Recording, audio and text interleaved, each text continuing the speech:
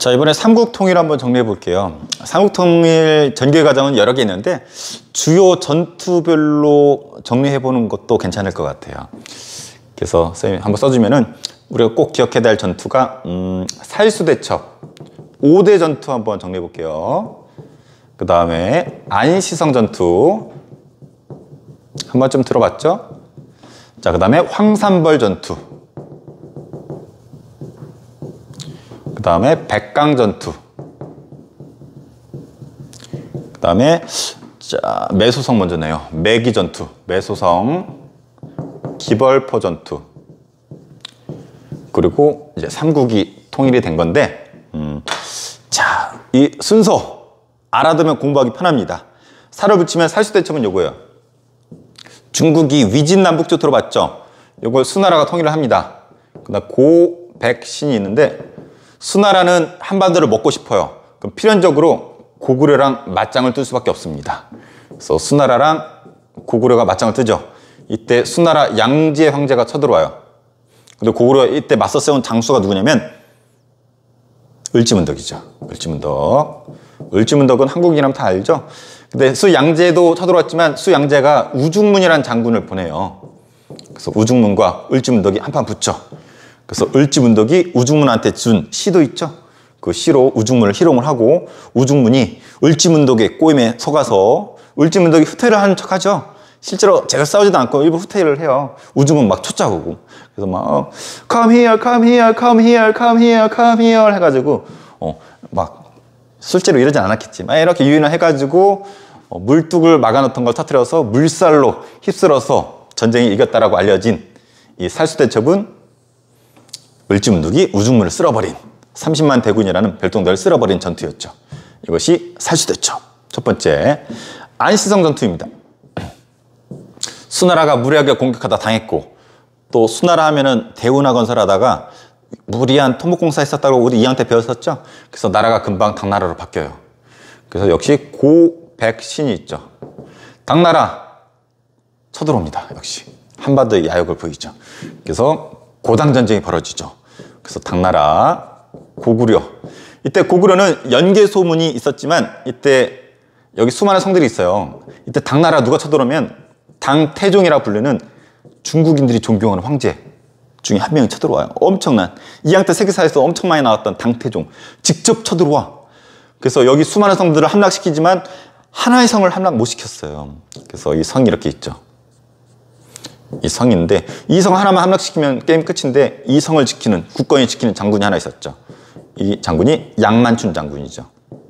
그래서 영화 속에도 나오죠. 안시성 전투해가지고 당태종이 직접 와가지고 이 성을 함락시키려고 별의별 노력 다 하죠. 그래서 이렇게 해가지고 막 대포 막 쏴대는데 막아내고 토성을 막 쏴가지고 높이 해가지고 공격하려고 그러는데 토성을 몰아내고 그리고 지하 파가지고 공격하려고 그러는데 낌새채고 그냥 다 없애버리고 그래서 끝내 이 성 하나를 함락시키지 못하죠. 고구려 수대는 연개소문이 있었지만 이 성에서는 양만춘 성주라고 알려진 양만춘이 끝까지 버티죠. 그래서 심지어는 이 고구려 군사가 쏜 총이 난다. 화살에 당태종의 눈이 하나 잃어버리죠. 그래서 이 영웅의 눈을 날린 사람이 우리 고구려 장군이에요. 고구려 군사들이에요. 그래서 당대 영웅이에요. 당태종, 양만춘. 영웅은 영웅을 알아본다고 당태종이 양만춘한테 선물을 주죠. 자기는 후퇴하면서도 멋있다. 양만춘 최고. 선물 줘. 해가지고 닌텐도를 줬으면 좋겠지만 그 당시에 닌텐도가 없고 비단을 딱 선물로 주죠. 양만춘 딱 받고 닌텐도가 아닌데 하면서 아쉬워했지만 비단 선물 딱 받고 양만춘도 당대의 영웅이 가잖아. 양만춘도 예의를 딱 취하고 잘 가시라고. 하지만 기록엔 이렇게 남아있지만 당태종이 잘못 본 것 같아. 잘 가시라고 이게 아니라 양만춘이 잘 가시오가 아니라 당태종은 잘 가시오로 받아들이면 역시 멋있군 하고 갔지만 내가 봤을 땐 당태종 잘 가시오. 요걸로 잘못 보지 않았을까 라고 우스개로 수업중에도 얘기했었어요. 자, 이것이 안시성 전투예요. 자, 황산벌 전투. 자, 김춘추 활약 알죠? 여기에 백제가 있고 신라가 있고 고구려가 있는데 신라, 백제는 신라만 공격한단 말이야. 고구려도 그렇고. 신라가 되게 어려워지니까 김춘추라는 사람을 고구려로 보내죠. 도와달라고. 하지만 고구려가 도와주지 않고 김춘추가 나중에 어디로 가냐면 당나라로 가죠. 그래서 신라가 당나라를 끌어들이죠. 그래서 백제 고구려를 공격하는데 한 놈만 노리게 되죠. 일단 이 동맹을 나당연합이라 불러요. 나당연합군, 신라, 당나라. 나당연합군이 백제부터 먼저 노립니다. 그래서 신라의 김유신 장군이 5만 대군을 끌고, 그리고 당나라에서는 앞서 나왔었던 소종방 장군이 당나라 군대를 이끌고 오죠. 그래서 백제는 앞뒤로 공격해요. 앞뒤로 똑같은 전화번호가 갑자기 떠오르네. 앞쪽으로 소종방 바다 통해서, 뒤쪽으로는 김유신 5만 대군이. 이미 나라 망할 거 알고 있었죠. 이때 백제 왕이 누구였냐면 의자에 앉아 계신 의자왕이죠. 의자왕이 김유신에 맞서서 누굴 보내나요? 그래서 김유신과 맞짱을 뜨는 계백 장군이 붙죠. 그래서 계백이 5천, 결사대라고 그러죠. 죽음을 각오한 결사대. 5천 대 5만의 싸움. 계백이 알려진 것처럼 전쟁 나가기 전에 어떻게 했었대요? 자기 처자식, 아내랑 아기들을 다 죽이고 나가죠. 왜냐면 전쟁이 치면은 그 망한 나라의 여자들과 아기들 비참함을 알기 때문에 그런 거를 보기 싫으니까 다 죽이고 가죠. 그리고 죽기 살기로 이 5만 대군을 맞서서 계백이 승승장구하죠. 그러다가 끝내 이 5만 대군을 이기지 못하고 계백이 패하게 되죠. 이 전투를 우리 역사에서는 황산벌 전투로 하고, 지금의 논산 지역에서 있었던 전투예요. 부여에 가면 계백장군 동상이 있죠. 그래서 계백장군 충신으로 유명하죠. 처자식까지 죽이고 전쟁에 나가서 죽기 살기로 싸울 정도의 어떤 충신. 근데 전쟁이 졌으니까 다행이지. 전쟁이 이겼어 봐. 5천이 5만 이겼네? 내 아내랑 내 자식은? 이랬을 것 같은데 그런 일은 없었죠. 우크라이나에서 지금 전쟁 중인데 거기에 여러 삐져나오는 언론에 의하면은 별의별 참상들이 다 있다 그러죠. 여인을 욕보이거나 애기들을 마저 죽이거나. 전쟁에 일어나면 안 되겠죠. 전쟁이 일어나면은 어떤 사람들은 한번 북한이랑 전쟁 한번 해봐 이러는데 그 사람은 전쟁 안 겪어봐서 그런 얘기 하는 걸 것 같아. 막상 전쟁 터지면은 우리 상상 이상으로 비참함이 있다라는 거. 그래서 계백이 처자식을 죽인 건 그런 부분을 알고 있었기 때문인 거죠. 그래서 황산벌 전투, 김유신과 계백의 싸움이 있었다라는 거 알아두기 바라고. 이렇게. 참고로 소종방도 백제에 차지하죠. 그래서 백제 수도 삽이 딱 와서 봤더니 탑이 있었죠. 탑에다가 뭐 했다 그랬어? 자, 백제를 정벌하다. 글을 남겼다 그랬죠. 그래서 그 부여에 있는 탑의 이름과 그 탑의 별명이 뭐라 그랬어요? 아는 사람 댓글로 달아주세요. 시험에 나올지도 몰라요. 자, 그 백제는 망하고, 그 다음에 고구려도 동시에 공격하는데 고구려에는 또 이 사람이 버티고 있네.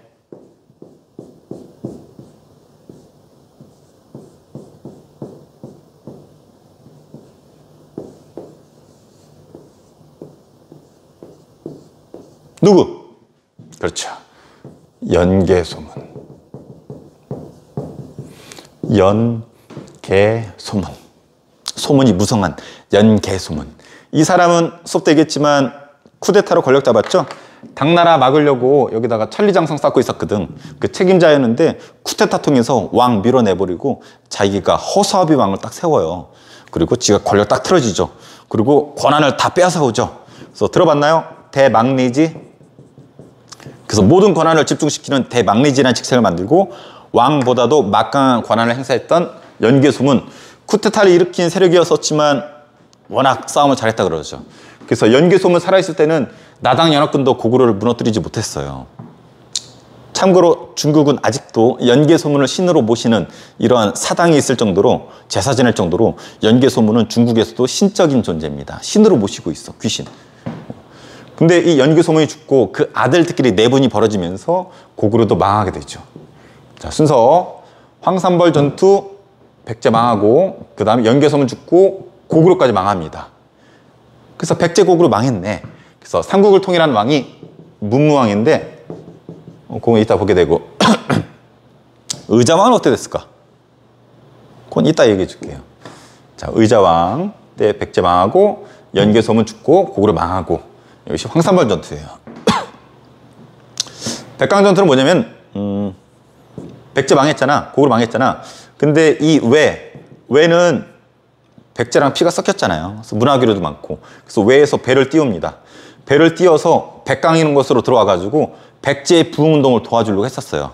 근데 외가 패하게 되죠. 이것이 백강전투예요. 정리하면 외가 백제의 부흥운동을 도와주기 위해 왔다가 벌인 전투, 백강전투 패하게 되고.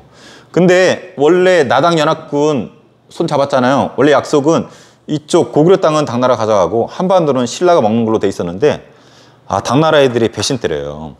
그래서 곳곳에 한반도를 다 먹기 위해서 식민기구를 설치를 하죠. 그래서 신라랑 당나라랑 전쟁이 벌어집니다. 그 주요 전투가 매소성 기벌포 전투고 신라의 승리로 끝나게 되면서 삼국통일이 이루어지게 되죠. 그때가 문무왕 때. 자, 그래서 근데 미완성의 통일이에요. 대동강 남쪽만 차지하고 북쪽은 당나라 차지했다가 당나라 쫓겨나고 어떤 나라 들어서나요? 발해. 여기는 통일신라. 그래서 남쪽의 통일신라, 북쪽의 발해. 이런 형국을 뭐라 부르냐면 남북국 시대라고 하죠. 남북국 시대, 남북국 시대다. 그래서 요거는 다음 시간에 배울 거고, 남북국이란 표현을 최초로 쓴 사람 누구다? 아는 사람 댓글로. 유땡땡. 이 사람이 남북국이라는 표현을 쓴 최초의 책 땡땡땡. 시험에 엄청 잘 나옵니다. 그래서 요 순서 알아두세요. 살수대첩, 고수정쟁, 안시성, 고당전쟁, 황산벌, 계백과 김일실의 전쟁, 백강전투, 외도움, 그 다음에 신라랑 당나라 전쟁, 매수성, 기벌포, 삼국통일, 남북국 시대로 이어지는 거. 그리고 저기 을지문덕이 남긴 시, 아까 잠깐 나왔었는데, 살수대첩 하면은 자, 수나라 황제가 양제 일대고 장군을 보냈죠. 그래서 우중문 장군을 보냈죠. 그래서 우중문과 을지문덕이 붙었다 그랬었죠. 그래서 을지문덕이 후퇴하는 척 우중문을 유인을 하죠. 그러다가 물로 쓸어서 거의 전멸시켰다고 나오는데, 이 살수대첩과 관련해 가지고는 을지문덕이 우중문한테 보낸 시가 지금 전해져 와요. 그래서 이 시가 국어 시간 때도 출제가 된 적이 있고 역사에서도 참고서나 교과서에 자주 실려요. 그래서 여기 자료화면 나가겠지만 겉으로 보면 되게 칭찬하는 것 같아요. 뭐라고 써 있어요? 대략 이런 내용이죠. 너의 지략은 이미 하늘을 꿰뚫었다. 너의 승리함을 알고 그만 만족하고 꺼지세요. 이거요. 너 최고니까 그만 꺼지세요. 그러니까 요 시를 받아본 우중문이 내가 너무 이 꼼에 이끌어서 너무 안쪽까지 들어왔나? 우왕좌왕하다가 패했다라는 뭐 이러한 이야기인데, 요 시의 제목이 여수장 우중문 시예요. 뭐 이런 시 제목 쓰라고는 안 나오지만 수나라 장군 우중문한테 보낸 시. 그래서 주인공이 을지문덕이 우중문한테 너의 공은 이미 높고 지략은 다 있으니 꺼지세요 라는 거. 그래서 여수장 우중문 시 아주 유명한 시이니까 내용 한번 읽어보고 살수대첩과 관련돼 있다는 거 정도는 알아두세요. 자, 나당연합군에 의해서 백제 망하고 고구려 망했었죠. 여기 당나라 있고 여기 신라가 있었는데 먼저 백제부터 노렸다 그랬잖아. 그래서 백제 망하고 고구려는 연개섬을 있을 땐 버텼지만 연개섬 죽고 나서 망하고. 그래서 근데 백제 고구려는 망했는데 얘네들이 우리 망했네 흐흐 하고 끝냈을까? 아니에요. 부흥운동 끝까지 저항한단 말이야. 그래서 이 부흥운동이 가끔 시험에 나오는데 당연히 여기 백제 땅에서는 뭐 여기에서 이런 데서 백제 땅에서 백제인들이 부흥운동 펼쳤겠죠. 고구려도 뭐 이런 데서 부흥운동을 펼쳤어요. 색을 좀 달리할까요? 자, 고구려는 빨간색 이런 데서. 근데 특이한 점이 백제 땅에서 고구려인이 부흥운동을 펼친 사례가 있어요. 이게 안승이라는 사람인데 고구려 출신이야. 고구려 출신의 안승이라는 사람이 부흥운동을 펼칩니다. 왕자야. 근데 이것을 누가 도와주냐면 신라가 도와줘요. 근데 왜? 신라가 고구려 망하게 해놓고 왜 신라 왕자 출신 안승을 지원을 해줄까? 앞서 서겠습니다. 당나라하고 신라가 동맹 맺었을 때 원래 한반도는 신라가 가져가기로 돼 있었는데 당나라가 한반도마저도 빼앗아가려고 노력을 하죠. 그래서 신라 입장에서는 이러한 당나라 꼴보기 싫으니까 이 고구려 출신 안승을 지원해서 지들이 손 안 대고 얘로 하여금 당나라를 물리치고 싶었던 거지. 그래서 이 부분 좀 알아두고, 그리고 백제 부운동 중에서 여기 왕자 풍이라는 애가 있어요. 백제 왕족은 부여씨인데 부여풍이라는 애가 여기에서 부운동을 펼친 부분도 있고, 또 우리가 하나 더 기억해야 될 것은 여기 왜 있죠. 왜에서 백제가 망하니까 뭘 띄었다 그랬어? 뭐? 드론? 아니에요. 드론 안 띄웠어요. 배를 띄웠습니다. 그래서 배 한 800여 척이랑 군대 뭐 4만 약간 넘게 해가지고 대략 한 5만 정도의 군대를 꾸려서 이렇게 들어갔어요. 들어와서 누구랑 싸웠냐면 신라군과 당나라군과 왜군이 이렇게 싸웠습니다. 아직 당나라 배신하기 전인가 봐. 같이 손잡은 거 봤을 땐. 근데 여기가 어디냐면 백강이란 곳이에요. 지금을 치면 군산하고 서천 사이에 금강 흐르죠. 그쯤으로 추정이 되는데 백강, 이걸 백강전투라고 합니다. 근데 특이하죠. 왜, 여기도 왜네? 왜는 백제 부운동을 지원해줬을까? 그거는 왜가 백제랑 친하기도 했고 백제 사람들 상당수가 왜에 가서 지배층을 잃었기 때문이다 라고 얘기하죠. 왜? 지금 일본의 천황조차도 자기들 조상은 백제 계통이다 라고 할 정도니까.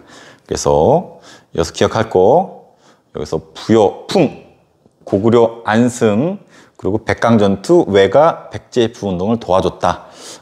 요 정도는 좀 특이하기 때문에 이 정도 기억하면 나머지는 딸려오는 문제이기 때문에 요 정도는 기억을 해줘야 되지 않을까라고 생각을 합니다. 자, 남북국 시대 한번 배워볼게요. 우리가 통일신라까지 배웠는데 이 남쪽에는 통일신라가 등장을 하죠. 그리고 위쪽에는 당나라가 잠깐 들어섰다가 쫓겨나고 발해라는 나라가 등장하게 됩니다. 그래서 남쪽에는 통일신라, 북쪽에는 발해, 이 두 나라가 공존하던 시기를 우리 역사에서는 남북국 시대라고 얘기합니다. 이 남북국 시대라는 표현을 최초로 쓴 사람이 중요한데 요거를 최초로 쓴 사람이 유득공이라는 사람이에요. 유득공. 조선 후기 때의 실학자인데 유득공. 요 사람이 발해고라는 책에서 이 남북국이라는 표현을 최초로 씁니다. 근데 이 남북국이라는 표현이 왜 중요하냐면 이 발해를 그 전에는 우리 역사로 별로 인식하지 않았어요. 근데 북쪽에 있는 북국이라 해가지고 우리 역사로 끌어당긴 사람이 유득공이라는 거지. 특히 요 중국, 요 짱키 새끼들. 이 발해, 고구려 역사, 지들 거로 다 땡기고 싶어 하잖아요. 근데 조선시대 때 이미 북국이라 해가지고 발해가 우리 역사라고 주장했던 사람이 있었어요. 누구라고?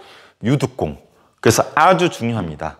그래서 이 발해고의 내용이 이 옆에 아마 자료 화면으로 나가고 있죠. 거기 이런 표현이 나올 거예요. 부여씨가 망하고 고씨가 망했다. 부여씨는 백제를 말합니다. 백제 왕족의 성씨가 부여씨예요. 그 다음에 고씨가 망했다. 고씨는 이 고구려를 말합니다. 고주몽이 세웠잖아요. 고씨. 그래서 부여씨, 백제가 망하고 고씨, 고구려가 망했다. 그랬더니 남쪽에 김씨성을 가진 나라가 들어서고 김씨성을 가진 나라는 신라를 말합니다.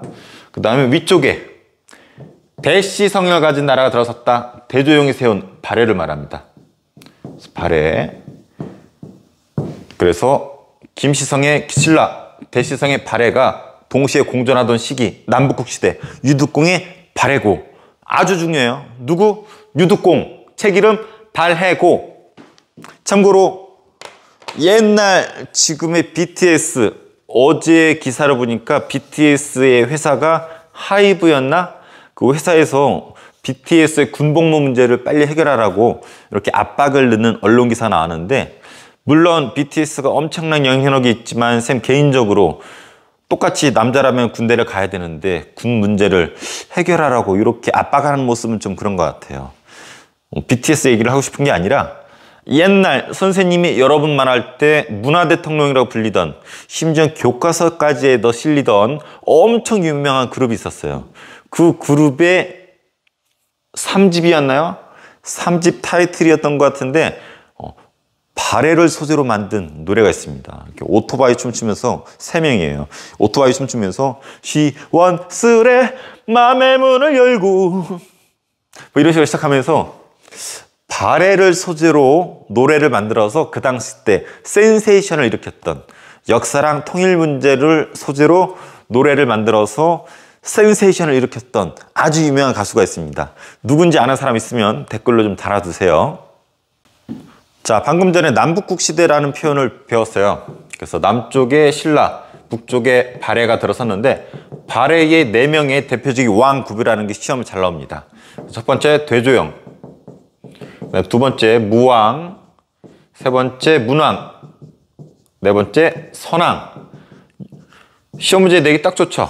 1, 2, 3, 4, 5. 5번 종민왕 해가지고 옳지 않은 것은, 아니면 어떤 왕이 해당되느냐 이렇게 물어보기 아주 좋습니다. 여기는 선생님 그냥 이미지로 이렇게 외웁니다. 대조영 첫 번째, 무왕, 문왕, 선왕. 자, 대조영은 첫 번째예요. 처음으로 발해를 세운 왕이라는 거죠.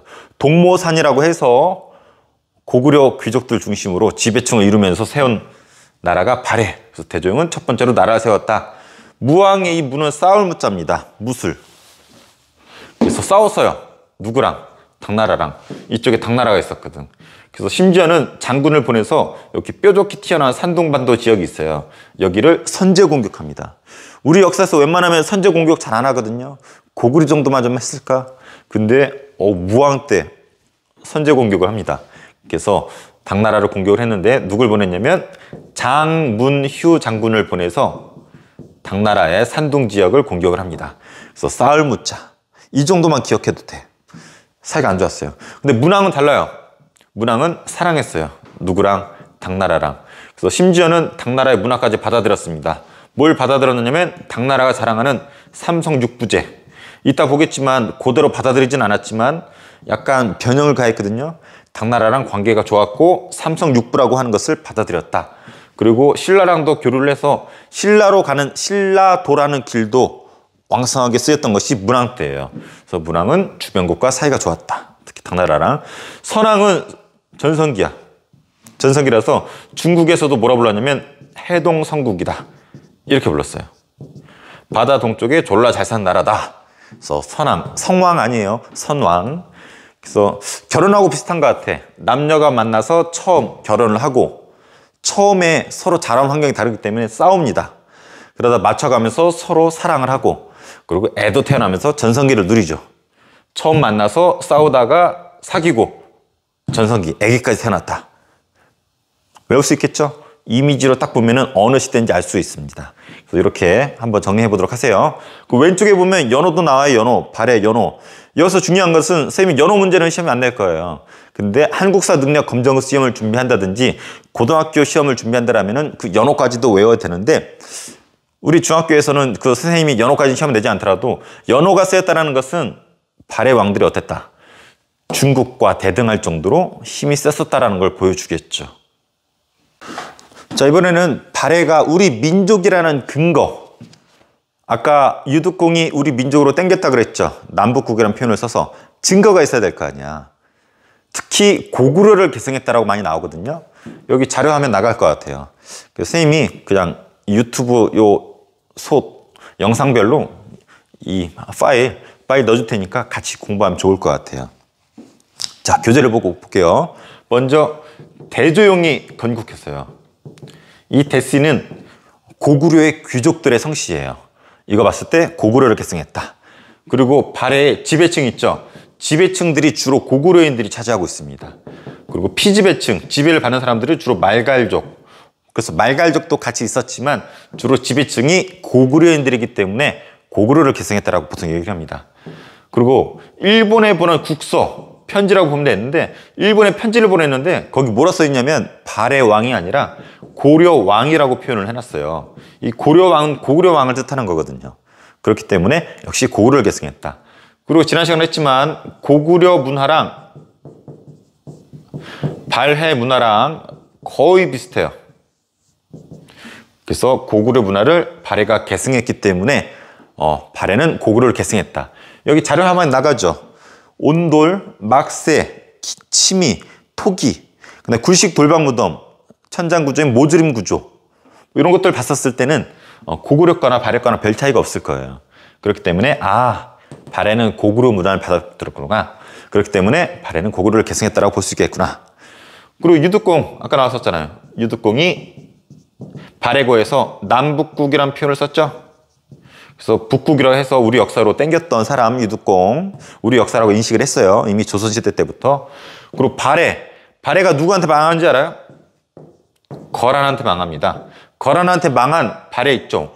왕자가 있어요. 왕자가 대광현이라고. 이 대광현이 어디로 귀순하냐면 고려로 귀순을 해요.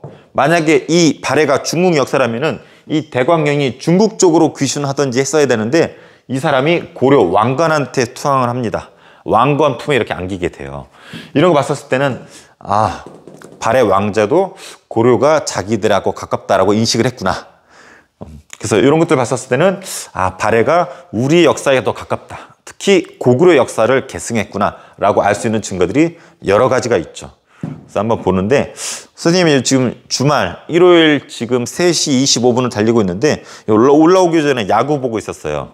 선생님 잘 아는 친구들은 선생님이 기아 광팬인 거 알 겁니다. 근데 어제 선생님이 너무 우울했던 게 너무 SK한테 바뀌었죠? SSG인가?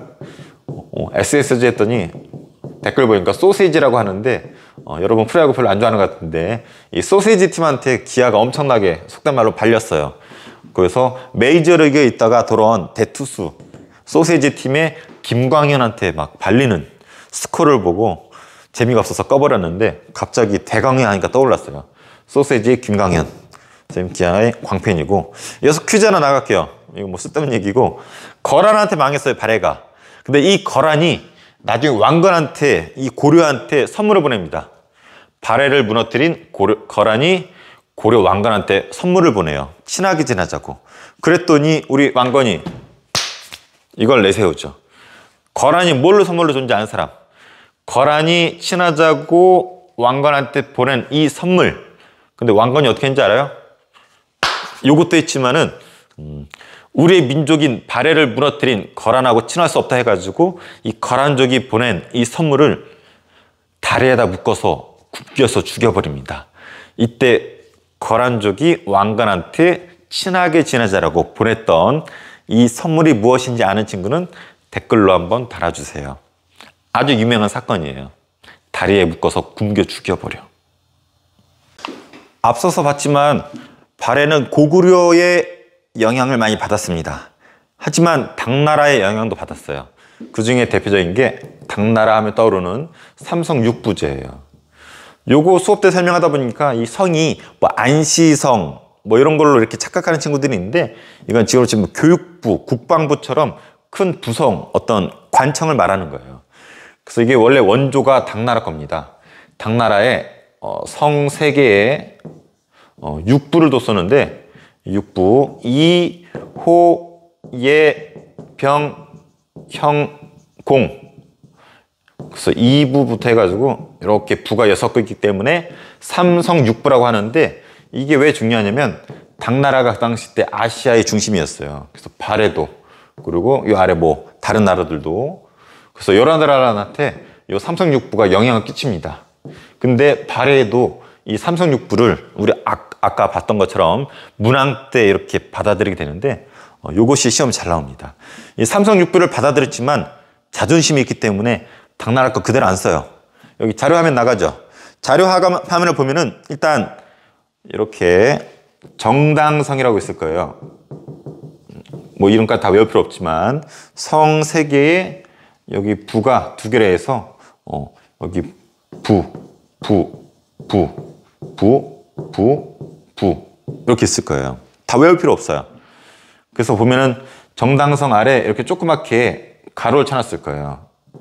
이게 무슨 말이냐면 이 당나라의 삼성육부가 원래 원조잖아요. 오리지널. 이 오리지널 이름이 쓰여져 있는 거예요. 오리지널 이름에 여기도 당나라 거 이름 쓰여 있죠. 오리지널 이름. 근데 명칭을 달리 했다라는 거지. 말하고 싶은 거는 여기 정당성, 여기 선조성, 중대성, 충부, 인부, 의부, 지부, 예부, 신부. 그래서 당나라의 이름이 있지만 우리 나름대로 독자적으로 썼다라는 거. 그래서 여기 오른쪽에 나오죠. 삼성의 명칭이 달라요. 그리고 정당성에 육부가 몰빵돼 있습니다. 집중돼 있어요. 그 육부가 중국처럼 이렇게 묶여 있는 게 아니라 3개씩 묶여 있어요. 3개, 3개. 2개로 쪼개져 있죠. 이거를 이원적 구조라고 합니다. 그리고 이 육부의 명칭이 충인, 의지, 예신 다 유교적인 명칭으로 되어 있습니다. 자, 정리할게요. 이 당나라가 당시의 최고 선진국이었기 때문에 삼성 육부를 주변국들이 많이 받아들였어요. 발해도 역시 문왕 때 삼성 육부를 받아들였는데 명칭을 달리했다라는 거. 그리고 육부를 정당성에 집중시켰다라는 거. 육부도 3개씩 쪼개서 이원적으로 2부로 나눴다라는 거. 육부의 명칭도 유교식 명칭을 써서 당나라 오리지널 삼성 육부랑 달리 썼었다라는 거. 요 정도는 알아두면 좋을 것 같습니다. 자, 이번에는 신라시대 구별하는 거 한번 정리해 볼게요. 우리가 삼국시대를 알 수 있는 거는 크게 2 종류의 책이 남아있기 때문이에요. 하나가 삼국유사. 이거는 이련 스님이 쓴 책이고, 그리고 삼국사기라는 책이 있습니다. 이거는 김부식이라는 관료가 쓴 책이죠. 이건 스님이 썼기 때문에 상당히 기이한 이야기들이 좀 나와요.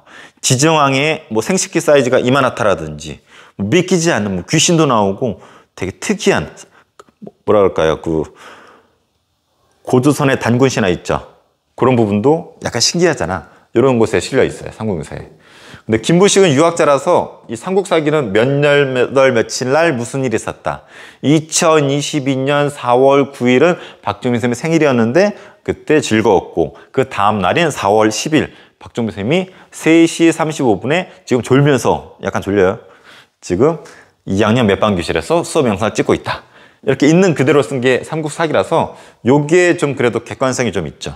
요건 약간 믿기지 않는 이야기도 좀 많이 있고. 그래서 우리 보통 수업 문제지에는 삼국사기를 기준으로 신라시대를 구별을 합니다. 3식으로 구별을 해놨어요. 그래서 이렇게. 그래서 상대, 중대, 하대 이렇게 3식으로 구별을 했는데 딱 떨어지진 않지만 거의 이 중대는 통일신라 직후라고 보면 돼요. 통일신라 직후에를 중대라고 합니다. 그리고 하대는 신라 말기를 말합니다. 말기니까 뭔가 안 좋은 게 있어서 망했겠죠. 한마디로 개판인 시대예요. 왕 서로 되려고 귀족들끼리 죽이고 싸우는 그런 시대를 하대라고 그러고, 중대는 통일신라 직후이기 때문에 왕의 힘이 졸라 셌을 때야. 그래서 시험 문제는 중대냐 하대냐 이거 구별하는 게 시험에 나옵니다. 뭐 좀 더 구체적으로는 뭐 박혁거세 알죠? 신라를 세웠던 박혁거세부터 해서 어느 왕까지냐면 진덕여왕까지를 상대라고 해요. 몰라도 돼. 근데 중대는 무열왕 아나요? 김춘추 나당 연합군을 결성한 김춘추 무열왕부터 해서 해공왕이 귀족들의 칼에 맞아 죽거든. 그래서 이때부터 이 하대가 시작이 되는데 김춘추 무열왕부터 해공왕까지를 중대라고 하고, 하대는 아까 얘기했지만 이 해공왕이 죽고 나서 선덕왕부터 마지막 왕인 경순왕까지 이때를 하대라고 합니다. 근데 굳이 중학교 수준에서 요거 알 필요는 없어요. 굳이 우리가 각 시대를 대표하는 왕 꼭 알아야 된다면 중대에는 문무왕 정도 알아둬야죠. 문무왕. 삼국 통일했죠? 그리고 문무왕의 아들 신문왕. 별명이 뭐예요? 뉴스페이퍼 킹! 신문왕.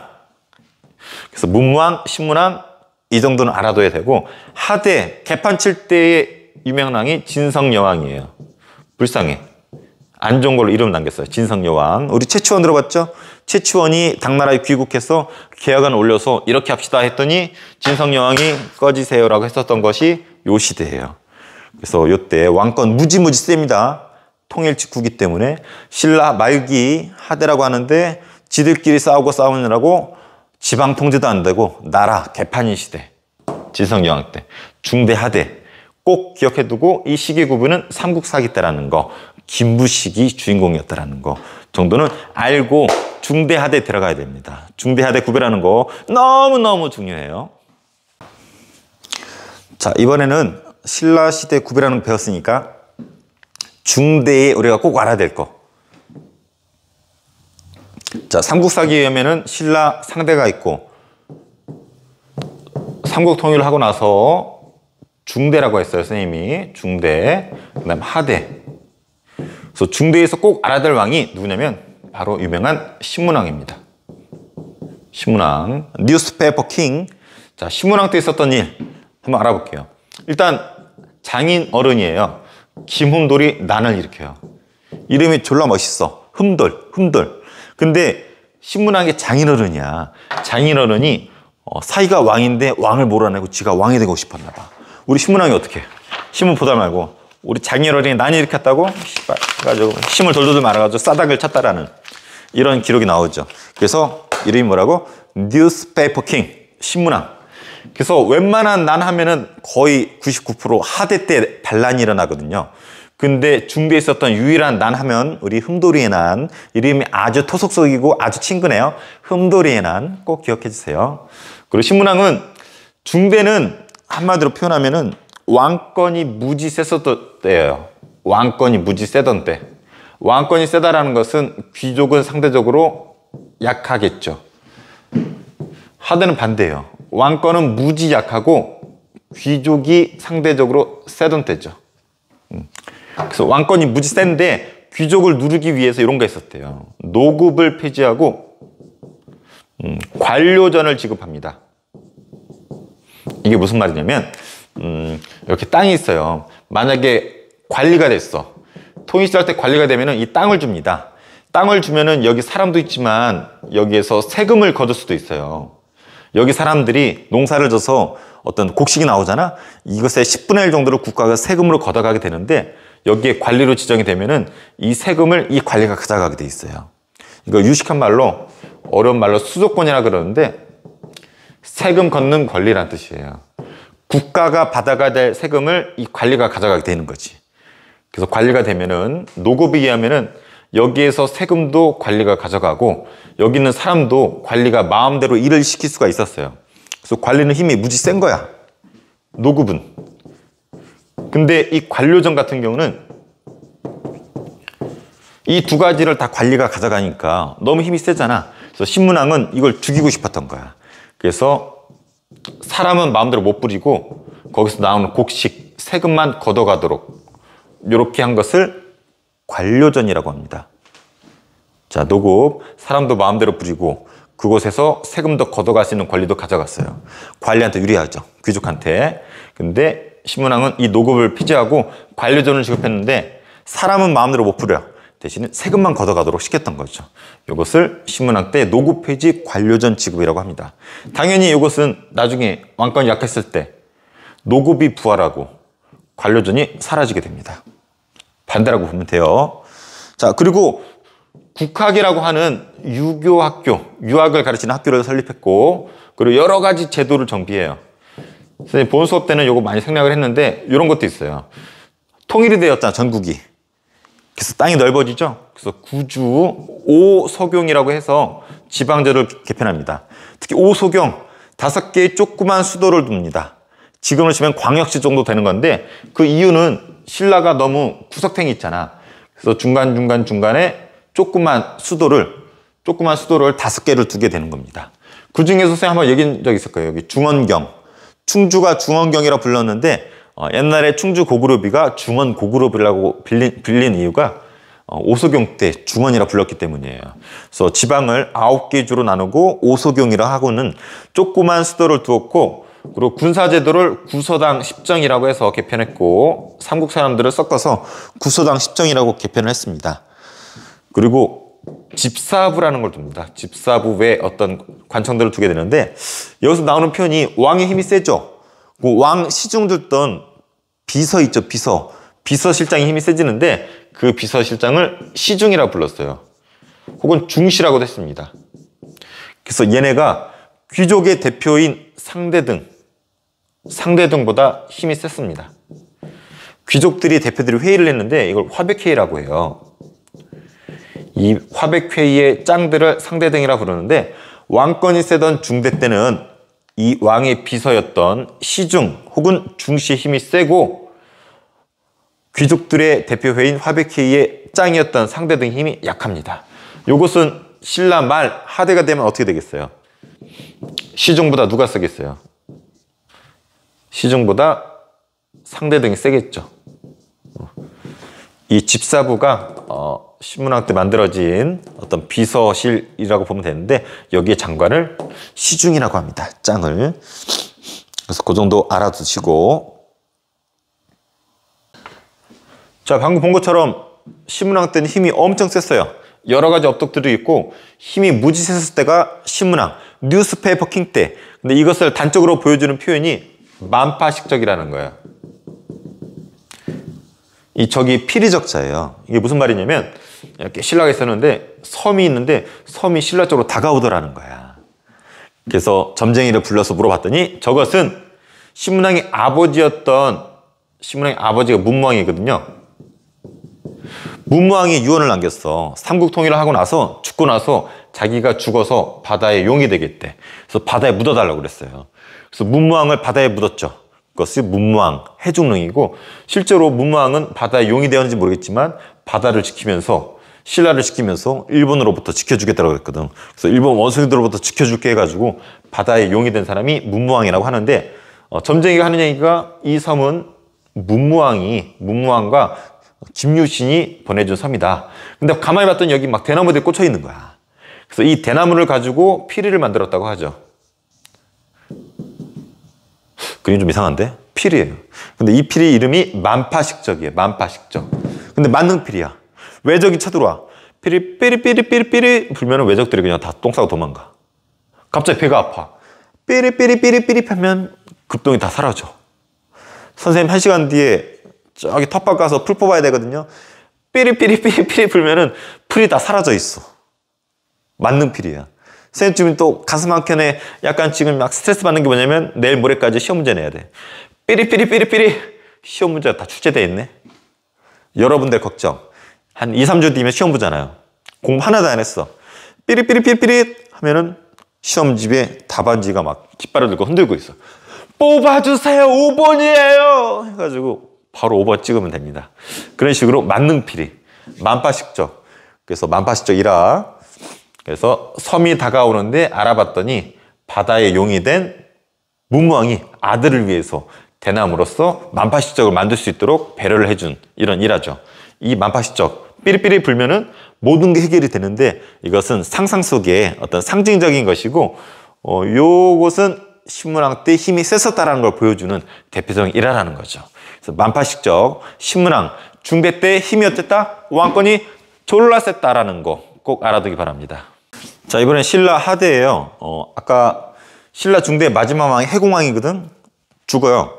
죽고 그 뒤로 어떤 일이 벌어지냐면 150여 년간 왕이 한 20여 명이 바뀌어요. 그래서 평균 재임 기간이 7년이 약간 넘어. 지들끼리 죽이는 그러한 아주 피말리던 시대라는 거죠. 그래서 수도가 여기 경주잖아. 경주에선 지들끼리 죽이는 아주 혼란스러운 시기예요. 그러면 이 지방에 대한 통제가 될까 안 될까? 지방에 대한 통제가 안 되겠죠. 그래서 지방에서 누가 등장하냐면 이렇게 성을 쌓는 애들이 등장을 해. 성을 쌓고 스스로 성의 주인이다. 성주, 장군 이런 걸 칭하는 호족이라고 하는 힘이 센 사람들이 등장을 합니다. 호족. 근데 선생님이 여기 아까 쓰진 않았지만 이 신문왕이 육두품이라는 애들을 데려다 써요. 그래서 육두품을 사랑해가지고 육두품을 데려다 썼습니다. 육두품이 뭔지 기억이 나는지 모르겠는데 신라의 골품제도 기억나나요? 골품제도? 신라에는 신분제도가 있었는데 골품제도라고 불렀습니다. 그래서 제일 위에 성스러운 뼈다귀 성골, 진짜 뼈다귀 진골, 그다음 육두품, 오두품, 사두품 이렇게 내려가는데 여기는 왕족이라서 승진에 제한이 없고 옷 색깔 모든 게 다 자유로워요. 근데 여기서 우리가 주목할 거는 육두품이에요. 능력은 뛰어나지만 신분적인 뼈다구의 태생 때문에 한계 때문에 승진에 제한이 있고 왕따 당한 애들이 육두품이거든. 근데 신문왕은 나름대로 왕권도 세고 똘똘하기 때문에 신문 보다가 야 여기 한자 나온다 이거 모르겠다. 야 육두품 이게 뭐야? 종민TV 구독 좋아요. 아 그런 뜻이구나. 바로 실행해. 뭐 이렇게 물어보면 답변이 나오는 똘똘한 애들이 육두품이었었거든.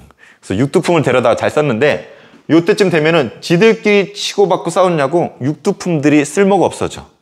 그래서 요 시기에는 육두품이 지대로 왕따 당하는 시기예요. 그래서 근데 이 육두품 삐져가지고 어디로 가냐면 이 호족한테로 갑니다. 그래서 이 육두품이 지방에 있는 호족들한테 브레인이라고 그러죠. 뇌를 빌려줘요. 참모 역할을 하게 되는 거죠. 그리고 호족은 이 지방에 있잖아. 지방에 있다 보니까 지방에 어떤 자기들의 권위를 좀 실을 필요가 있어. 경주가 최고가 아니라 지방, 보령도 나름대로 좋은 땅이다. 그래서 뭐가 등장하냐면 풍수지리라는 것이 유행하게 됩니다. 풍수지리설. 그 지역의 지형을 보고서 명당 같은 거 체크하는 거. 그래서 보령 지역의 호족은 보령이 명당이라고 주장하겠죠. 풍수지리. 그리고 또 그 지방에서 유행한 불교 종파가 있어요. 이거를 선종이라고 그러죠. 선종. 이 중대 때는 교종 불교가 유행합니다. 교종 불교는 주로 경주 위주로 성장을 했었고 이 선종은 지방에서 유행을 하게 돼요. 차이점은 우리 불교에서 추구하는 것 중에 하나가 깨달음이잖아요. 교종은 귀족들, 왕족들 공부하잖아. 돈 많잖아. 공부하는 거야. 깨달음을 얻으려면. 이렇게 하면 깨닫는 건 하면서 공부하는 거야. 근데 선종은 달라요. 선종은 산속 이런 데서 이렇게 참선, 돌을 닦으면서 깨달음 얻는 거야. 갑자기. 그것도 갑자기 깨달아요. 뭐? 이런 불교를 선종이라고 합니다. 선종. 그래서 신라 하대가 되면은 지방에서 이 선종 불교가 유행하는데 9군데가 유행했었어요.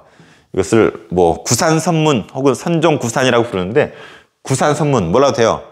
확실한 건 지방에 선종 불교가 유행하고 9개의 큰 절이 있었다. 그 중에 대표적인 절이 어디냐면 우리 보령의 성주사였다라는 거.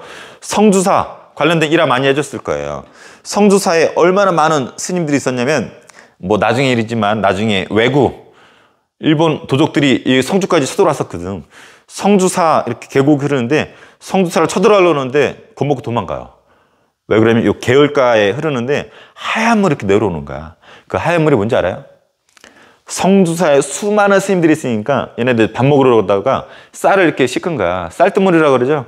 쌀뜨물을 이렇게 계열가에 버렸는데 그 하도 많아가지고 양이 많아가지고 개울가가 투명해야 되는데 하얀 쌀뜨물 때문에 하얀색이 흘러내리는 거야.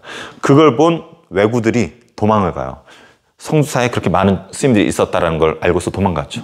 그럴 정도로 위세가 대단했었던 우리 성주사 신라 하대 때 유행했던 절 중에 하나라는 거 우리 보령 사람이면 그 정도는 좀 알아두세요. 그래서 신라 하대 때 호족이 등장했고 자기들 권위를 위해서 풍수지리설을 유행했고 육두품 데려다 썼고 선종 불교가 유행했었다라는 거. 그래서 이런 것들은 다 신라의 적대적이었었던 거라는 거 알아두고 신라 하대 때 유명한 왕은 신라 중대 때 신문왕이라면 진성여왕이에요. 그래서 진성여왕 때 반란이 많이 일어납니다. 그래서 진성여왕 때 어떤 반란이 일어나면 적고족의 난, 붉은 바지 도적이라는 거예요. 야, 도적들도 요새 세련돼가지고 그냥 안 일으켜. 빨간색 바지를 입고 유니폼을 입고 반란을 일으켰대요. 적고족의 난, 초족의 난. 초족은 이게 풀초자예요. 일반 백성들이 살기 어려우니까 풀처럼 들고 일하는 데서 초족의 난. 그리고 또 뭐가 있나요? 들어보니까 원종 애노의 난. 원종과 애노란 사람이 중심이 돼서 일으킨 난, 원종 애노의 난. 그래서 수많은 반란이 이때 일어나고 또 시기는 다르지만 하대 때 장보고의 난. 해상왕 장보고 알죠? 완도 지역에서 해적을 소탕하면서 권력을 잡았었던 인기 있었던 장보고란 해상 세력이 있었는데 힘이 좋으니까 자기 딸을 왕비로 이렇게 보내려고 했지만 귀족들의 반대로 여의치 않게 되자 반란이 일으켰습니다. 뭐 이거 말고도 뭐 김헌창의 난 등 여러 난들이 있어요. 그래서 나나난 누구 노래인지 한번 맞춰보세요. 나나난 아는 사람 댓글. 자, 그래서 난 하면은 거의 99% 신라 하대 개판 칠 때였었고 유일하게 하나 김훈돌의 난만 중대였었다라고 선생님이 분명히 얘기했었을 거예요. 그래서 요것도 아까 얘기했었죠.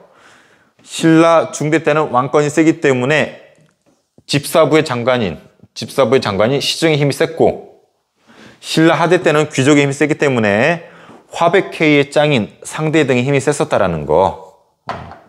그래서 이 정도는 구별을 할 줄 알아야 돼요. 그래서 여기 좀 복잡하니까 선생님 지우고 중대 단어, 하대 단어 다시 한번 정리해 볼게요. 자, 중대냐 하대냐 무조건 나옵니다. 그래서 핵심 단어들. 자, 중대, 하대. 중대하면 나온 단어 신문왕, 만파식적, 뭐 구주오소경, 그 다음에 구서당 십정, 뭐 국학 설립, 그 다음에 뭐 관료전 지급, 노급 폐지, 뭐 이런 단어들 나오면 되겠죠. 그리고 김흠도래난 이런 단어들. 그리고 집사부 장관이었던 시중 혹은 중시가 화백회의 장관이었었던 상대 등보다 세다는 거. 뭐 요 정도. 그리고 교종불교가 유행했었다라는 거. 그래서 이런 단어들이 중대를 말하는 단어들이고, 근데 하대의 단어들이 더 중요하죠.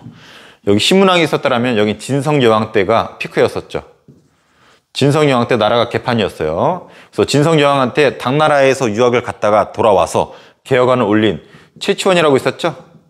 최치원은 육두품 출신이었었고 신라에서 쓰임을 못 받으니까 당나라에 가서 빈공과에 합격을 해서 당나라 관료로 살다가 황소난이 일어나니까 그거 토벌하자는 토황소 경문을 올려서 인정을 받았었고, 하지만 고향을 잊지 못하고 신라로 돌아와서 개판치고 있는 신라 하대를 기억하기 위해서 진성여왕한테 개혁안을 올렸지만 진성여왕이 개혁안을 보고 꺼지세요 해가지고 최치원이 꺼지죠. 어디로? 우리 보령으로 왔잖아. 보령에 와서 성주사에 가서 비문을 쓰고 그 비문이 보령의 국보가 되었고, 보물섬 죽도 있죠. 죽도 맞은편에 커다란 바위에다가 시를 적어 놓은 것이 아직도 전해오고 있습니다.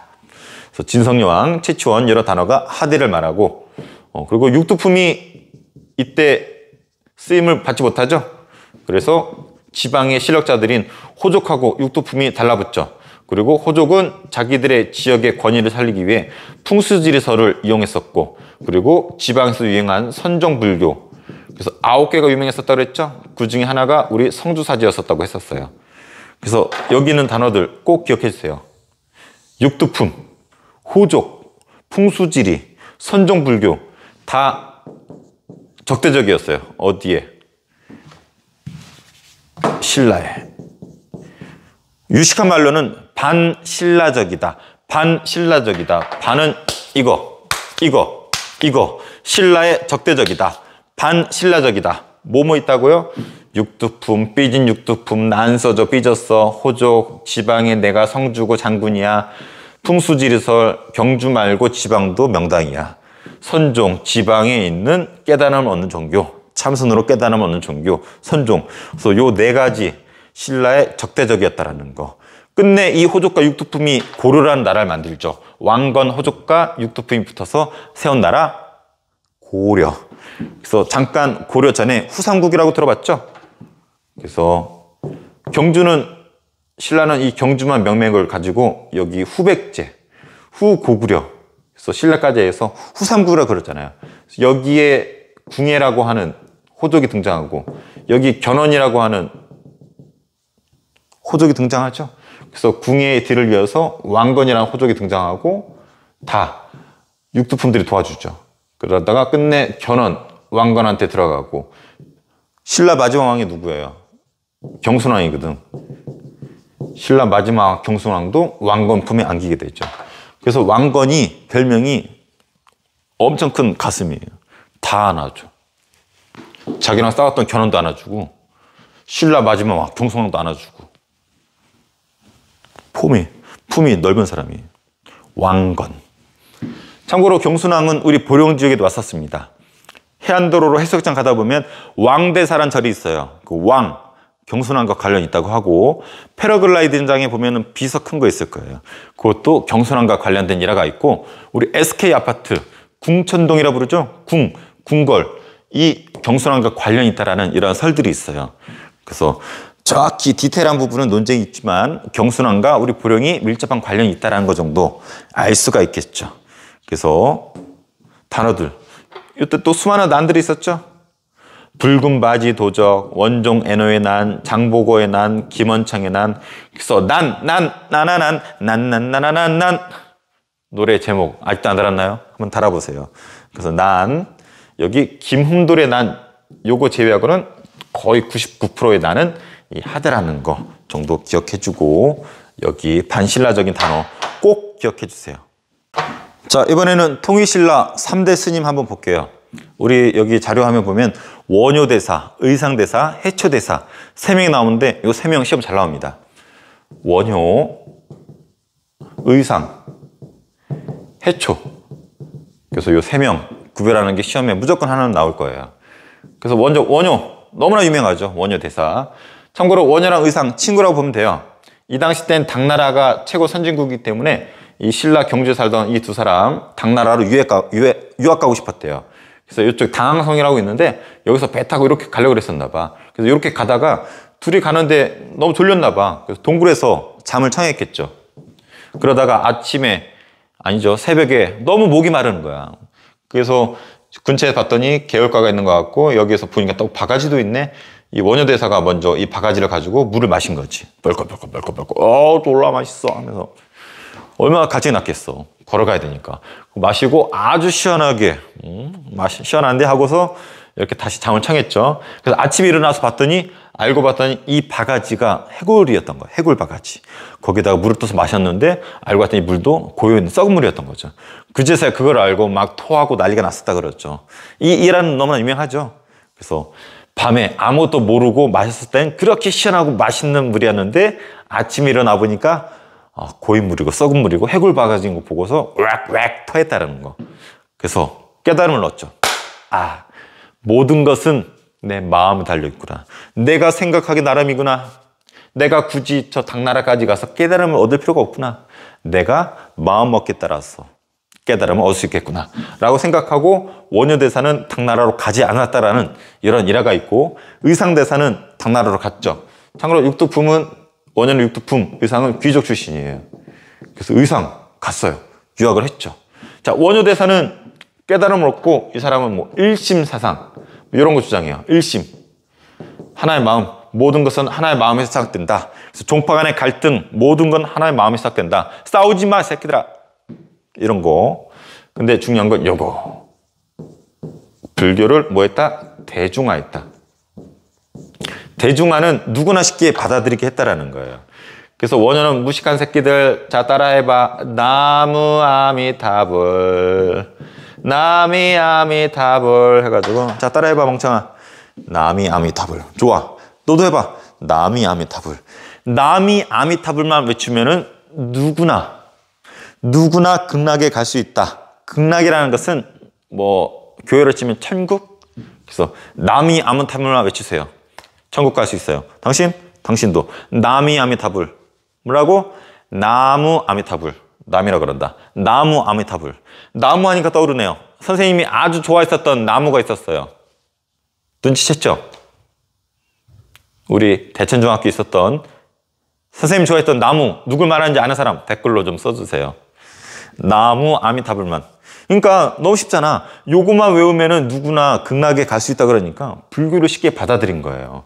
그래서 불교의 대중화하면은 원효대사 빼먹으면 안 돼요. 아주 중요합니다. 자, 알아두고, 의상은 당나라에 갔다가 돌아와요. 유학을 하고 공부를 해서 와서 이 사람이 개창한 것이 화엄종이라는 불교 종파를 개창합니다. 그리고 유명한 절을 만들었는데 부석사라는 절하고 낙산사라는 절을 만들었습니다. 그래서 이 절 만들고 화엄종을 개창했다라는 거. 뭐 관음시안도 유명하지만 화엄종 정도 알아두고, 해초는 인도 있죠. 여기 인도까지 또 중앙아시아까지 여행을 하고서 여행기를 썼어요. 그 여행기 책 이름이 뭐냐면 왕오천축국전이라는 책이에요. 이름 좀 길죠? 이 천축국이라는 것이 인도를 말합니다. 인도. 근데 이 당시 인도가 5개로 쪼개져 있었대요. 그래서 5개의 인도를 왕래하고 가보고 본 거를 쓴 책이 이 왕오천축국전인데, 원래 이 책이 있는지도 몰랐었대. 그래서 최근에 발견됐는데 이 해초 왕어천 축곡전 꼭 알아두기 바랍니다. 이 3명 원효 육두품 출신의 불교 대중화 힘쓴 사람 나미 아미타불 의상 당나라 유학 갔다가 부석사 낙산사 짓고 화엄종을 개창한 사람 해초 오천 축국 인도에 갔다 와서 여행기를 쓴 사람 이 정도 요 3개 정도는 꼭 기억을 해주세요. 자 이번에는 통일신라 문화재 소개해 줄게요. 문화재는 사진과 함께 공부해야 되기 때문에 이쪽에 자료화면 띄워줄 테니까 이게 자료화면이 작으면은 프린트 하세요. 요거 첨부 파일 넣어줄 테니까. 첫 번째 불국사. 불국, 부처나라나 뜻이에요. 사진에 보면 이렇게 다리 돼 있죠? 요 아래는 인간 세상, 하늘 세상을 연결하는 다리. 그래서 불국사, 경주하면 떠오르는 게 불국사죠. 그래서 통일신라 때 만들어졌고, 그리고 불국사 주변에 석굴암이 있죠? 석굴에다가 부처를 새겨놨어요. 이게 또 그렇게 웅장하고 완벽하고 비율이 완벽하죠. 선생님 몸매처럼. 근데 여기 얽힌 일화가 있죠.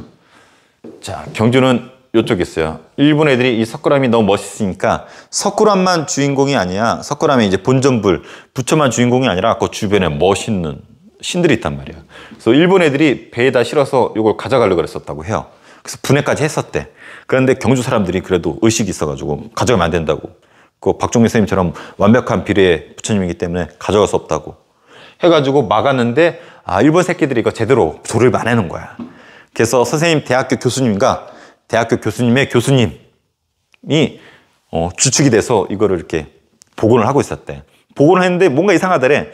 부처님이 정 동쪽을 보는 게 아니라 정 남쪽을 보는 게 아니라 이상하게 정 동남쪽 45도 동남쪽을 보고 있더래요.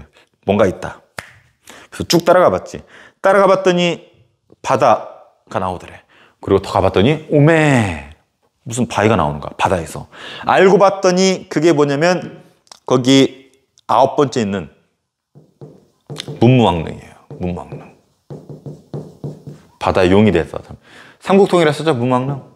그래서 요 앞에 문무왕릉이 석굴암 복원 과정에서 발견되었었다라고 선생님 대학교 교수님이 한 얘기인데 불화인지는 모르겠어. 아무튼 되게 신기해서 선생님이 몇십 년이 지난 이야기인데도 기억이 나고 있어요. 그래서 문무왕릉. 문무왕릉부터 얘기할게요. 문무왕릉은 바다에 있었어. 그래서 이제 불교식으로 문무왕릉을 화장 태워서 그 가루를 바다에다가 뿌린 거죠. 왜? 본인이 죽어서 뭐가 되겠대? 용이 되겠대. 용이 되어서 신라를 지켜주겠대. 누구로부터? 일본 원숭이들로부터. 그래서 막 요요히 헤엄쳐 다니면서 일본 원숭이 나타나면 하고 막 물고 다녔던 거지. 그래서 문무왕릉은 바다에 쓴 해적릉이고 문무왕의 아들이 누구예요? 신문왕이죠. 뉴스페이퍼 킹! 신문왕. 너무 중요해.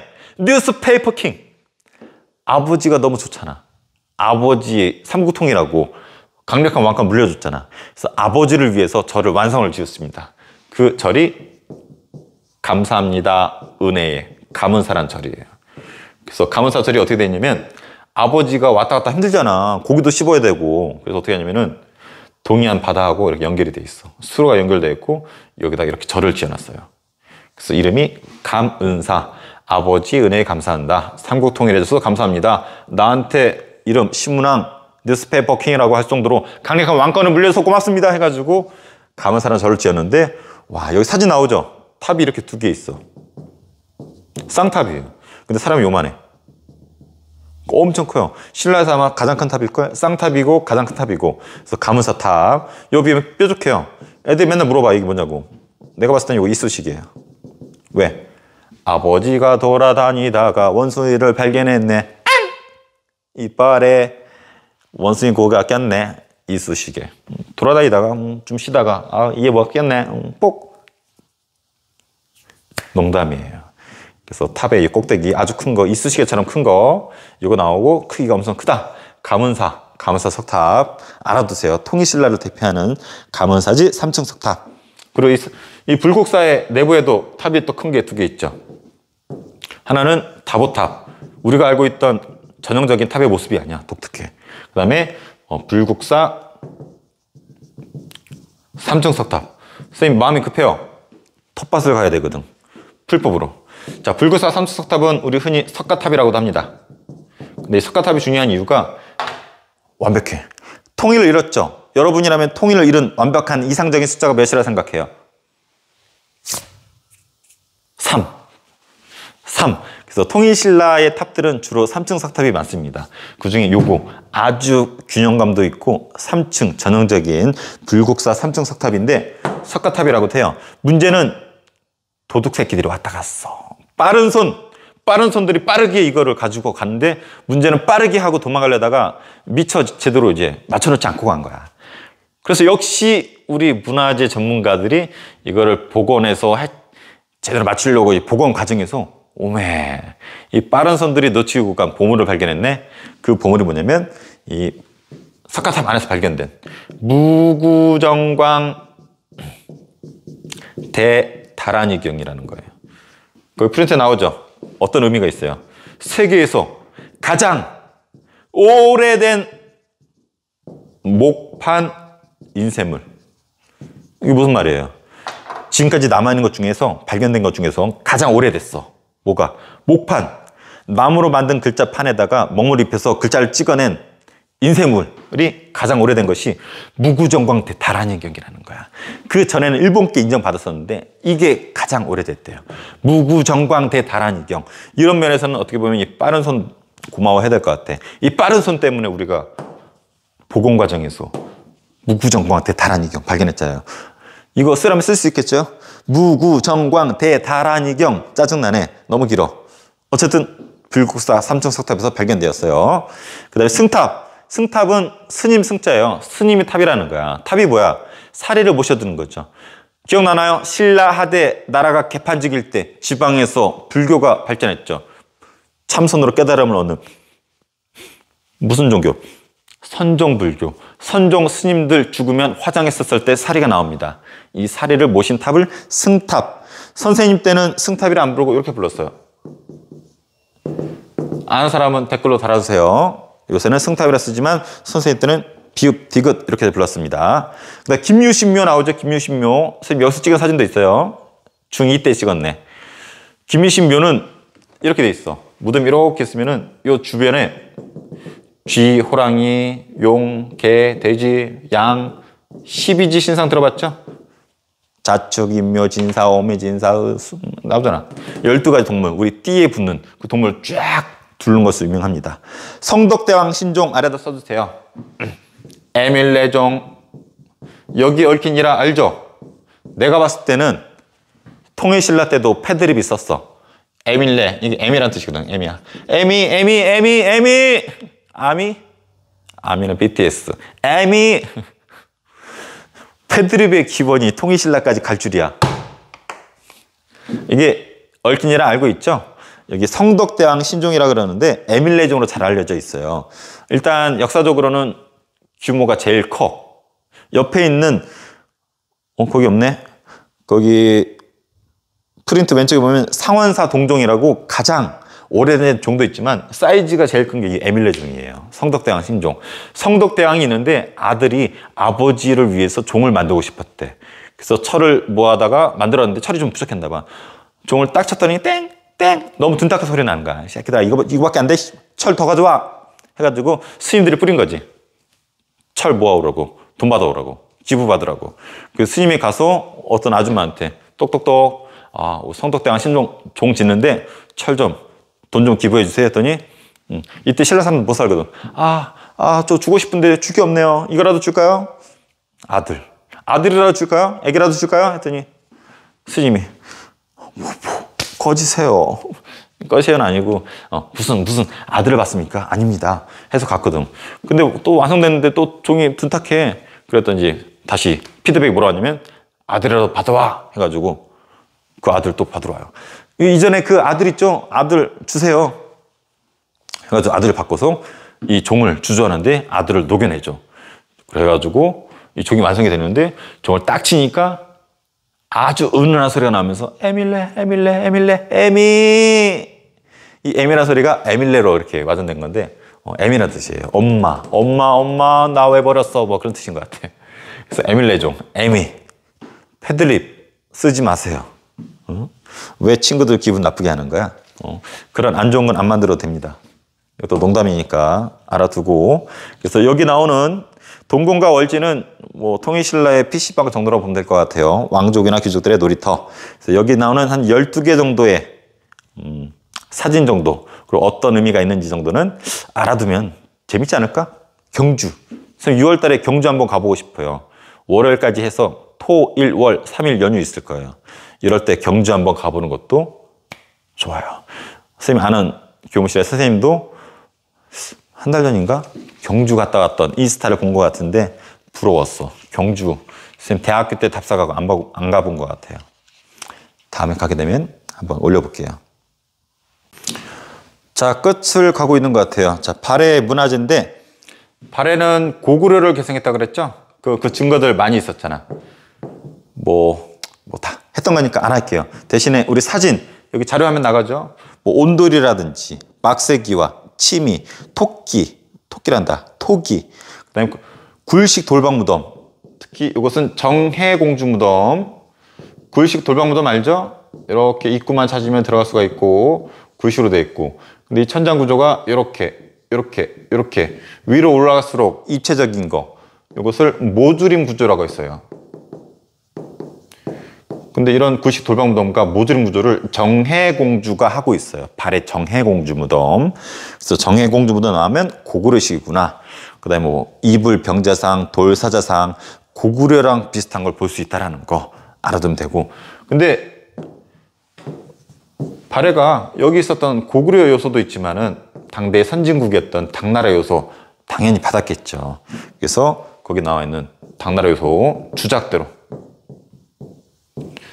자, 당나라 수도는 장안인데 장안의 수도가 이런 식으로 돼 있대. 이렇게 돼 있고 되게 깔끔하게 이렇게 규격화돼 있어. 바둑판식으로. 그래서 이 큰 길을 주작대로라고 불러요. 선생님이 대청고등학교에 9년 있었다 그랬잖아요. 아까 저기 선생님 청라 갈 일이 있어서 가다가 이렇게 대청고 쳐다보니까 주작대로 같이 쫙 뻗어 있고 양 사이드에 뭐가 지금 4월 12일이거든요. 4월 10날 기억해 두세요. 2022년 4월 10날 양 사이드의 대청고의 주작대로 양쪽으로 벚꽃이 피었다라는 거. 아주 이뻐요. 이번 주관식 11번 문제입니다. 대청고등학교의 벚꽃이 유행한 길의 이름은 대천고 주작대로길. 자, 그래서 당나라의 이 장안에 이 주작대로 있죠? 발해도 똑같이 따라합니다. 그래서 주작대로 따라 있었고, 당삼체 유명하죠? 3가지 책으로 유약을 발라 썼던 도자기 당삼체. 발해도 나와요. 그리고 당에 영향을 받은 영광탑. 이름이 멋있네. 글로리탑, 영광탑. 자, 발해의 유일한 탑으로 알려져 있고 벽돌로 쌓았어요. 벽돌로 쌓은 탑을 전탑이라고 그러죠. 영광탑, 발해의 영향을 받은 거. 중국이 원래 전탑으로 유명하죠. 벽돌로 쌓은 탑. 그리고 정효공주묘. 여기는 정해공주죠. 정효공주묘는 당나라의 영향을 받았대요. 그래서 무덤을 보면은 거기 사진 나오죠. 여기 천장이 이렇게 된 게 특징이야. 그래서 이런 특징을 갖고 있는 것이 정효공주무덤이에요. 이것을 평행고임이라고 그러는데, 평행고임. 여기가 모듈임 구조한 거랑 좀 다르죠. 그래서 정효공주는 당나라의 영향을 받았다. 그리고 발해는 지배층이 고구려이지만 피지배층은 말갈족이잖아요. 말갈의 문화도 당연히 있겠죠. 그래서 여기 자료화면에 토기, 말갈족과 비슷한 토기가 있다는 거, 그 정도 알아두고, 그래서 주로 고구려를 계승했기 때문에 고구려 요소가 있고 당나라 선진국이기 때문에 받아들였다. 말갈 문화도 있고 이렇게 짬뽕이 된 문화라는 거. 우리나라도 마찬가지잖아. 대한민국. 우리 전통 문화도 있지만 일본식 문화도 있고 중국식 문화도 있고 먹는 것도 마찬가지잖아. 선생님 짱깨 되게 좋아해요. 짜장면. 일본식 되게 좋아요. 뭐 바나나 이런 거 되게 좋아합니다. 그렇기 때문에 이때도 똑같아요. 자, 알아두세요. 자, 남북국의 대외관계예요. 여기 이렇게 남북국의 대외관계. 자, 거의 마지막 된 것 같은데 여기 발해가 있죠. 그 다음에 신라가 있고 당나라가 있고. 자, 좀 디테일하게 이렇게. 자, 발해 신라하고 관계가 어땠을까요? 사이가 좋을 때도 있고 나빴을 때도 있습니다. 나빴을 때는 막 직접 싸우기도 하지만 자존심 대결을 많이 벌였어요. 당나라가 외국인들한테 허용한 과거 시험 뭐가 있었죠? 빈공과 기억나나요? 빈공과 하면 떠오르는 인물이 최치원. 육두품으로 삐져서 당나라에 가서 빈곤과에서 좋은 성적으로 관리가 되죠. 빈곤과. 그래서 이 빈곤과 1등 수석을 누가 차지하는을 두고서 발해랑 신라랑 자존심 싸움을 벌였대요. 그리고 발해도 사신 보내고 신라도 사신 보내는데 당나라 황제가 있을 거 아니야. 이 황제 옆에 아무래도 황제하고 가까운 나라가 1순위로 옆에 있을 거 아니야.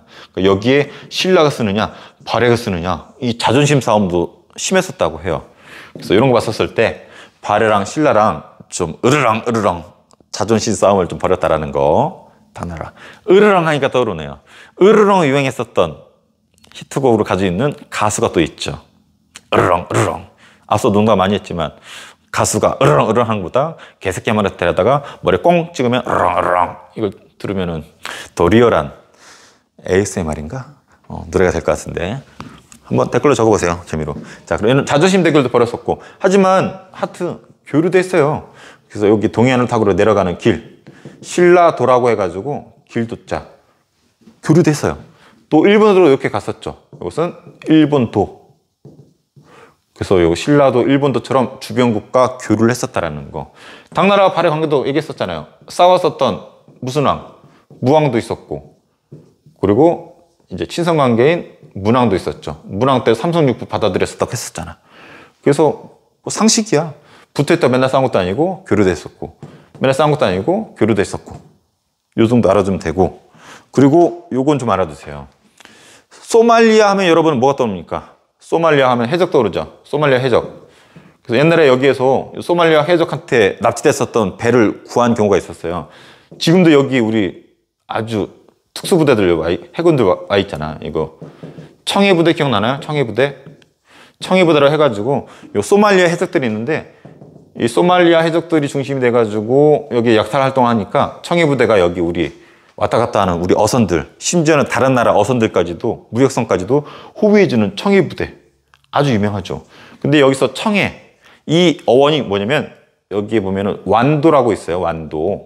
완도에 청해지진한 해상기지를 세운 유명한 장군이 있었어요. 들어봤나요? 어머니들이 좋아하는 장보고. 엄마 어디가? 장보고 올게. 많이 들었죠? 이 장보고 장군이 유명한 이유가 여기에 세계 나라 왔다 갔다 하는 중심지거든. 여기 해적들이 많다 보니까 이 완도란 지역에 청해지진한 해상기지를 건설하고 여기에서 스타가 된 사람이 장보고예요.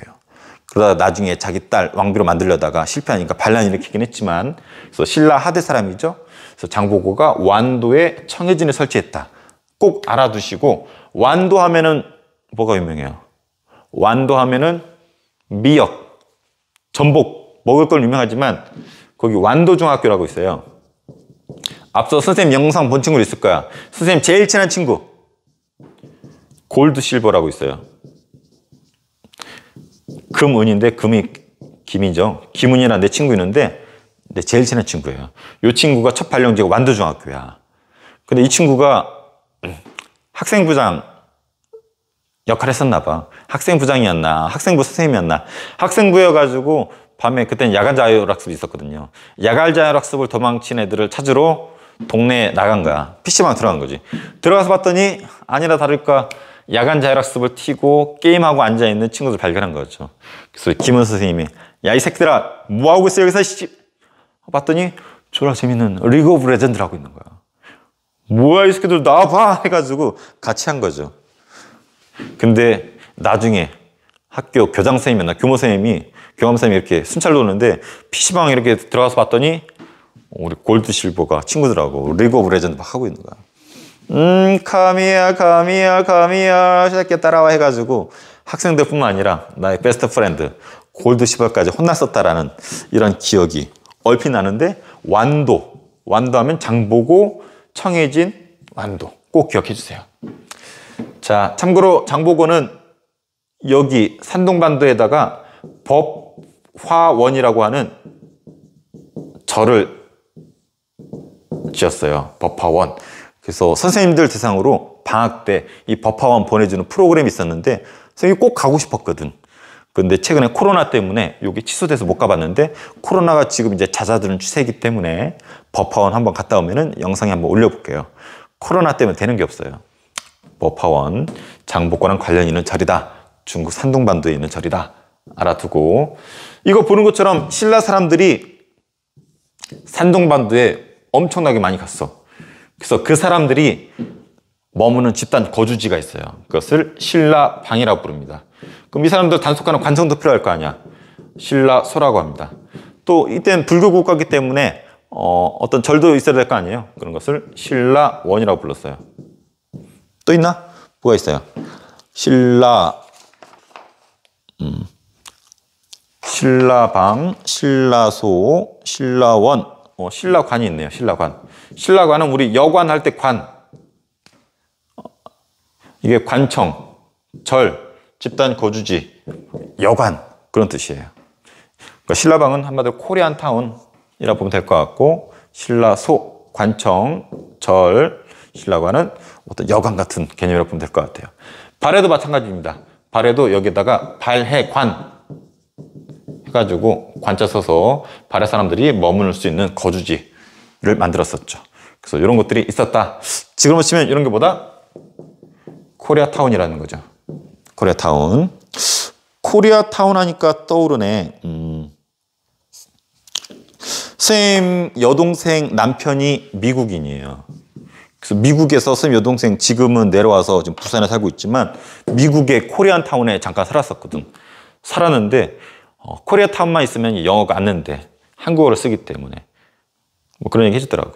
근데 우스갯소리로 선생님이 이렇게 운전을 이렇게 하잖아. 막 이상하게 운전하는 데 있으면 막 욕하잖아. 야, 이 엑스엑스 하는데 미국은 어떠냐 물어봤거든. 근데 미국에서는 그런 보복운전 이런 거 없대. 보복운전 하잖아. 쭉 가다가 딱 서가지고 딱 쳐다본대. 차문 쭉 내리고 빵 땡겨버린대. 총으로. 그러니까 얘 총기가 있는 나라이기 때문에 보복운전은 상상할 수도 없어. 새치기 했어? 빵! 오, 화끈한 나라예요, 미국. 그리고 얘기 들어보니까 집에 무슨 보일러가 뭐 고장이 났다거나 했는데 기사를 불렀대. 근데 여동생 혼자 있는데 좀 인종적인 좀 발언이 있지만 흑인이 오더래.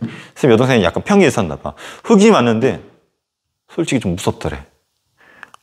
흑인에 대한 편견을 안 가지려고 그랬는데도 희한하게 흑인이 오니까 혼자 둘이 있으니까 되게 무섭더래. 그런 이야기 해주고. 그리고 밤에 혼자 못 다닌대. 등이 있어도 우리나라처럼 밝지가 않대. 치안이 밝지가 않대요. 밤에 혼자 못 돌아다닌대.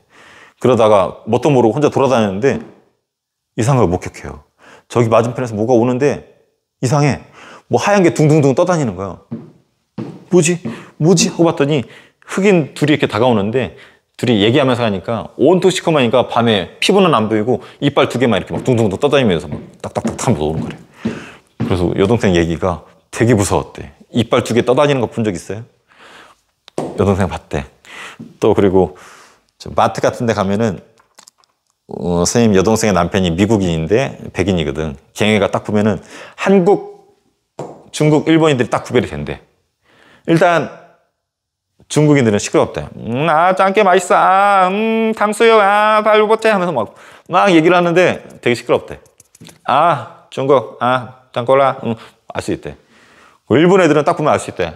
일본인, 저펜, 바나나 원숭이, 왜냐면 화장을 안 하고 다녀서 되게 수수하고 못생겼대. 이빨도 약간 못생겼고. 근데 한국인, 쫙! 화장, 쫙! 가장 이쁘대요. 그리고 가장 세련됐대. 몰라. 그렇게 보인다고 하는데 듣고 보니까 나도 약간 어느 정도 인정하게 되더라고. 자, 우스개로 농담을 한 얘기입니다. 자, 그래서 여기 남북시대 때 교류도 하고 싸움도 했었고 집단 거주지가 이쪽에 있었고 청해진 좀 알아두세요.